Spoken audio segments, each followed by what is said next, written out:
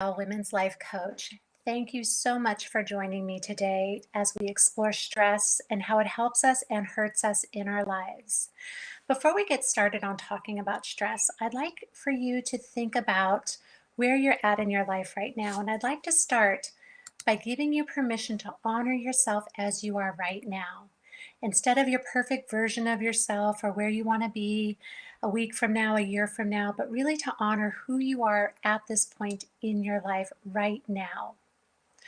So please take a couple of minutes to just close your eyes and take a deep breath in. And as you're taking a deep breath in, count for 4. So 1, 2, 3, 4, and then hold it for 4.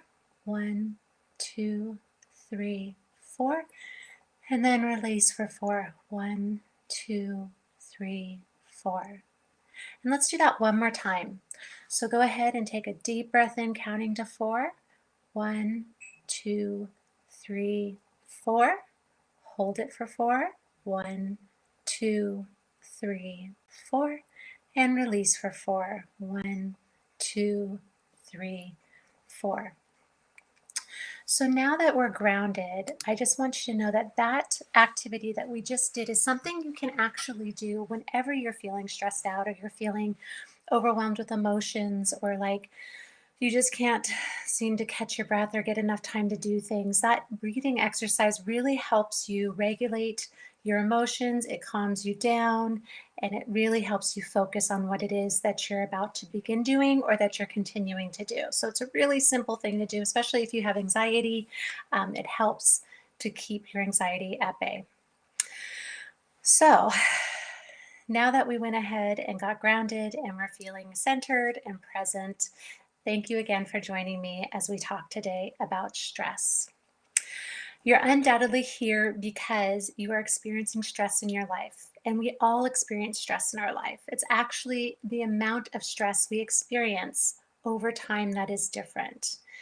And that's what I'd like to talk with you a little bit about today is the different ways we experience stress in our lives and how it can be helpful and also in how it can start to hurt us and have some long-term impacts on our overall health. So, what is stress? Stress is an immediate response to a perceived threat. It involves your complete system, your mind, body, and spirit. And the activation that you have when you're stressed is a reaction to a perceived threat or danger. Notice I said perceived, so it doesn't even have to be a real threat or danger. It's just something in your environment that you perceive as being dangerous to you, and it triggers something in your mind, body, and spirit so that you move into action. And so it really does include your whole system. So it's stress is essentially a lifesaver. It's your go-to. It helps you in times where you absolutely need to do fight, flight, or freeze. It's really that reaction that you have in your body, in your mind, in your emotions when something happens. It's incredibly effective as a motivator when you use it sparingly. So again, it initiates immediate and fast reaction. So for example, if you think about when you're driving a car and the person in front of you slams on their brakes, the stress reaction you have, you release cortisol in your body, and that is what helps you to either slam on your brakes right away or to you have that kind of startled reflex, that would be the freeze reflex, or a feeling of panic. All of those are things that are caused by the release of cortisol in your body, which is because of stress.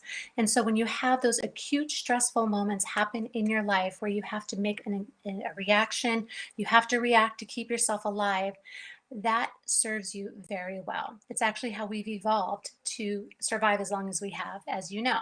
So if a bear shows up, you're out walking, you see a bear, you either fight, flight, or freeze. That's your stress reaction. How you respond to it is your stress reaction.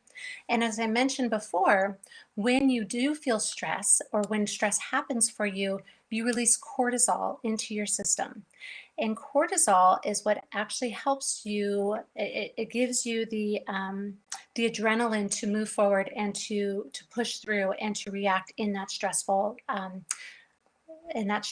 time when it's happening to you. The issue comes about when we actually aren't in a stressful fight, flight, or freeze type of survival um, environment where we think that we are in that fight, flight, or freeze environment where we have to respond right away, but we actually don't. And that is what's called chronic stress. And chronic stress is different because it is a kind of stress that stays with you over time. And when you release cortisol in the moment when you're stressed, that immediate response of releasing cortisol that helps you and helps you survive in that moment. Having the cortisol in your body for an extended period of time due to ongoing stress, chronic stress, actually harms you. And that's where you start seeing a breakdown in your physical body. You are exhausted, you're mentally exhausted, you feel burned out. All of those are the result of chronic stress.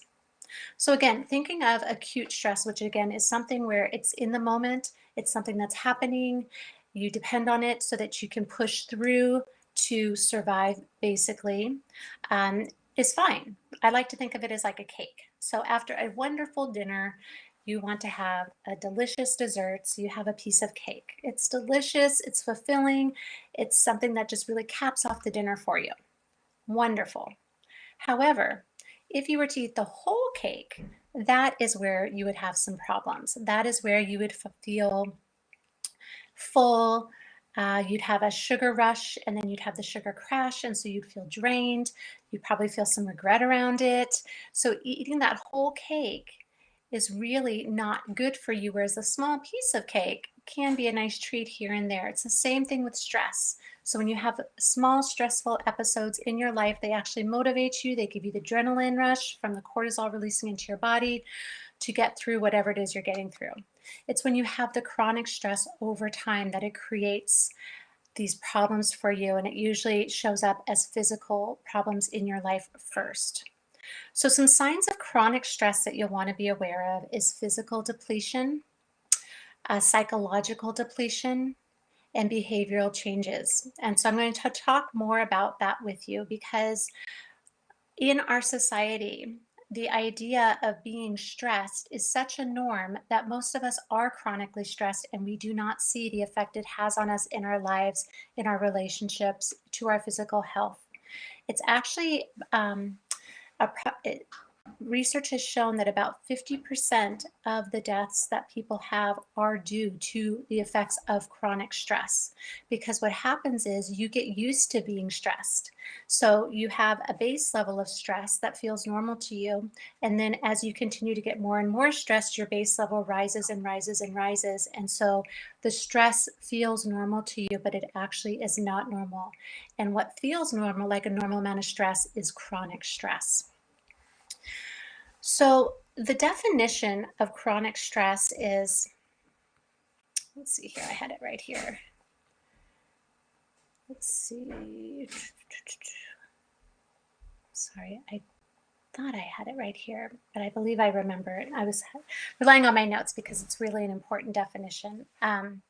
So one of the things that you need to remember about the definition of chronic stress is that it's unpredictable. So it's happening and you don't know when it's going to happen. It's also repetitive. So it's happening continuously or in some kind of cycle that, again, you can't predict, but it's happening a lot. It also is something where you feel you have no control over it. So it's unpredictable, it's repetitive, and you feel like you have no control over it. And then the final thing is that the capacity that you have to handle the stress is overwhelmed by the actual amount of things that you need to do, or overwhelmed by you need to survive or get through the stress. And so it really is about, there's less capacity than demand. There's a bigger demand than there is for the capacity that you have to actually get through the stress. So again, it's repetitive, it's unpredictable, you have no control over it, and there's less capacity than there is demand. One example that is used quite a bit when we're looking at chronic stress is an abusive relationship. This is a perfect example of what chronic stress feels like, because when you're in an abusive relationship, the demands of the person you're with are so much farther than your capacity to meet those demands, because it's about them controlling you and about them making you feel like you are wrong in some way so that they can maintain control over you and you will not leave them. And so there's a lot of psychological stuff that goes with that, but just remembering that there's less capacity than there is demand by the person that you're with. It's unpredictable because you never know when the abuse is going to happen, whether it's going to be verbal, physical, mental. It's very unpredictable, but it is repetitive because that's how abusers are able to keep the people that they're with in their lives, is because it is repetitive. They don't know when it's going to happen. The abused have no control over it, but they are in this cycle of abuse that they cannot seem to find a way out of, and that creates chronic stress. So, what do you do when you're in those situations? The first thing is acknowledging that you're actually in a chronic stress situation, and there are red flags of what that looks like. And here are the 12 signs of chronic stress. Please just keep count of them. You can maybe just keep a tally as I'm reading these off, and then I'll put in the comments later what these are too, so you can go back and look at them. The first one is that there's no end. There's no end in sight when you have chronic stress. It seems like it's just going to last forever. It's never going to end. Your to-do list is infinite, and you can't see the other end of the tunnel of even your day of what's going to actually get done, because you can never do it all. Your time and energy is finite. And so that means that while you have all of these different things you have to do, your time and energy is not able to keep up with those, because again, you have a certain amount of time and energy each day to get these things done. Second sign, you're exhausted. You are always tired. And it's normal to feel tired here and there, but if resting for a long weekend or for a few days isn't enough, you're feeling exhausted in an ongoing manner in the week, throughout the week, maybe earlier in the week, and at the end of the week, that is a sign that you have chronic stress. You feel like life is a chore. So your life has become an endless list of chores. Again, it's that to-do list, that ongoing, I have to do this, I have to keep going. That is a big part of feeling that chronic stress. Just never ends. No fun. So what used to be fun to you is no longer fun. Things that you used to find pleasure in now feel like a burden to you. Your life starts to get smaller and smaller because you're just so tired and you just can't do more. And again, there's just no joy for you in the things that you used to find joy in. You crave time out. So you spend more time, mindless time on TV or social media or movies just to get a break from the stress that you're feeling. Extreme, you become more extreme. So that means that your reactions to people are more extreme. You're more intense, emotional, you're ready to snap, you're having more meltdowns, kind of like a toddler, really. You're thinking about whenever anything extra is asked of you or anything else comes up, you just simply can't do it. And so your reactions are just extreme. You become more obsessive. So your obsessive and compulsive habits increase as a way to escape stress. This could look like shopping therapy. So things that you used to do to just give you a little bit of a pick-me-up are now things you have to do. Shopping therapy, overeating, over drinking, over organizing, over planning, micromanaging, or even exercising too much. So becoming obsessive about things as a way to maintain control over your life and to feel less stressed when it's actually adding to the stress. Insomnia, so you can't fall asleep, or you wake up in the middle of the night and can't get back to sleep. And the reason that you have insomnia when you have chronic stress is because we actually have a circadian sleep cycle of when we are more awake or more when we have more cortisol in our body. And it's in the morning when we have more cortisol in our body that we tend to be more productive because we have more energy then.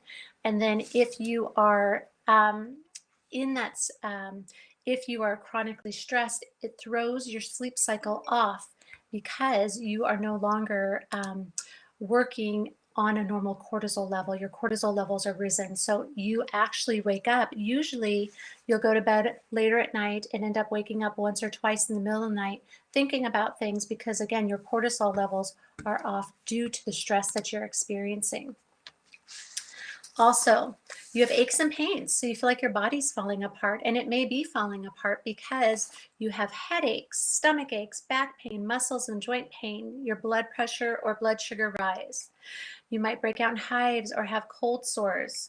You have unknown allergies or food insensitivities. You're really feeling like things are not going well for you physically, and it's because of the accumulated cortisol in your body over the long term. And that's why exercise really helps. Exercise actually helps decrease the cortisol levels in your body, even in times when you're chronically stressed. And that can be a really helpful thing to keep in mind if you do have chronic stress. Sick. You get sick more often, it lasts longer, and you get sicker, maybe evolving from a cold to bronchitis to pneumonia. So you're getting sicker more often, and it's more severe as time goes on. What this shows is that your immune system is overloaded because of the stress, and it can't deal with protecting you. So it really needs a break from the stress so that you can recoup, recover, rejuvenate. And that's why it's so important you do take time to relieve some of that stress and to take some time for yourself so that you're not getting sick over and over again. Weight fluctuations are something that we see a lot when people have chronic stress. You're either gaining or losing weight because your appetite changes. You crave sweets, calories, fats, and fried foods when you are stressed because they tend to give you a boost in energy. And then they give you a fake sense of energy. And then again, that can definitely add the pounds on over time. Or you lose weight because you're just simply not hungry, you're too busy doing things, and you don't feel like you have time for food. And so you're skipping meals. So that could be another sign of chronic stress. And finally, number 12 is guilt. So you're discouraged, feeling guilty, or ashamed that you're not doing enough. You mostly see what's not working in your life rather than what is working in your life, and that adds on even more stress to your day to day life. So you can see how these different signs of chronic stress really do work their way into each area of your life, into your relationships, into your work life, into your own time that you're spending by yourself, and why it's so important that if you do have these red flags in your life, that you look at them and start to think about, what can I do today to make a small change in just one or two of those things so that I can really start decreasing my stress level. The thing with chronic stress that I mentioned before is that you become accustomed to living at this high level of stress. So even though it's having this really hard impact on your physical health that can over time lead to extreme sickness or even death, it becomes normal because your body and your mind feel like that's a normal level of stress when it isn't. You become accustomed to it. And so breaking that pattern, giving yourself some time to relax, to rejuvenate, to see if you really are in this high level of chronic stress that is hurting you is so incredibly important. So I have a great assessment that I'll put in the comments that you can look at too, which is called Are You Addicted to Stress? So that you can look at and see if this is something that you really do see in your own life that you would want to maybe look at, identify, and make some changes around. Some things that you can do today to start dealing with some of the stress that you might be feeling include start prioritizing things in your life. And so really look at, what is it I want from my life? One thing I love to do is just to make a simple circle and put all of the important areas in my life. So for me, that's family, friends, um, development, which for me is alone time as well as continuing to learn, work, and looking at how much time I'm spending in each of those, and really taking even a few days to really jot down, okay, this is how much time I'm spending in each of these. Because we tend to overestimate the amount of time we spend doing things we enjoy with the people we love and underestimate the things that we feel we need to do, or the time that we spend doing things we need to do, like working. So really looking at how you're spending that time, keeping track of it through just writing it down in a simple notebook or on your computer in your notes, and then looking at how much time you're actually spending on those things. I think you'll be greatly surprised that the things you think are your priorities how little time you're spending on those things. And so prioritizing your life is a big, big part of that. The second part of prioritizing is then once you realize what your priorities are, where you're spending your time and energy, starting to declutter the other areas of your life. For me, that has recently been my physical environment. So, really going through things and donating things that we just don't use and don't bring us joy anymore. And I wrote a blog post about that recently that I'll also put in the comments that you might find useful if you're looking at decluttering your physical environment. This can also look like decluttering your mind and what's happening in your mind. And a great way to do that is to journal. So, journaling as often as you can, getting those thoughts out of your mind and onto paper, help you make sense of the thoughts that you're having that often we just leave in our heads. And when they're left in our heads, they swirl around and we can do all kinds of fun, fantastic things with them, but they don't always help us. So, really, journaling to declutter your mind, declutter your thoughts, making sure that the thoughts you're having are helping you rather than hurting you. And what I mean by that are the limiting beliefs that you might have that tell you you're not good enough or that you'll never be able to meet your goals, all of those limiting thoughts that don't serve you and aren't true that we really need to stop telling ourselves are so important for de-stressing. And then looking at, can I do something differently? So looking at your life today, hopefully you're watching this when you have some time, you're relaxed. There's always something we can change in our environment or in our lives to make more time for ourselves. Whether it's getting up and going outside for 5 minutes, just to breathe in the air and to notice things around us, going for a 15-minute walk. It's important that you get outside in fresh air for at least 15 minutes a day. The things that that can do for your mental health, for your physical health is so important. That vitamin D is essential. So a 15-minute walk, 5 minutes of getting up from your desk and walking around, going outside, turning off your phone at a certain time at night so that you're not constantly being interrupted by calls and other things that are happening in people's lives. There's so many different ways that you can start making these little changes, these little breaks in your life so that you can start to de-stress. So I hope that this was helpful. I hope that you were able to see in this live today the differences between acute stress, which again is just those things that happen every now and then that propel us forward, that motivate us, that help us work at our optimal, whether it's a car slamming on its brakes in front of you, or it's a presentation where you're nervous about giving it, but it helps you. The adrenaline you get from that, the stress that that causes for you is a healthy stress, hopefully, where you're able to perform to that next level and push yourself. Those are all healthy stresses. It's the chronic stresses that I talked about that cause the long-term health effects that you really want to be aware of. So please look at those 12 red flags I mentioned. Look at that definition of chronic stress where capacity is less than demand. It's unpredictable, it's repetitive, and you have no control over it. And start thinking of ways you can change the things in your life that have those qualities so that you do have control over it and they're not causing you the chronic stress that they've been causing you for so long. Thank you so much for joining me today. If you are interested in lives like this or these types of topics of how to create some real change in your life, please consider joining my women's Facebook group, the Women's Inner Circle, Women Empowering Women. And I will see you soon. Have a great day.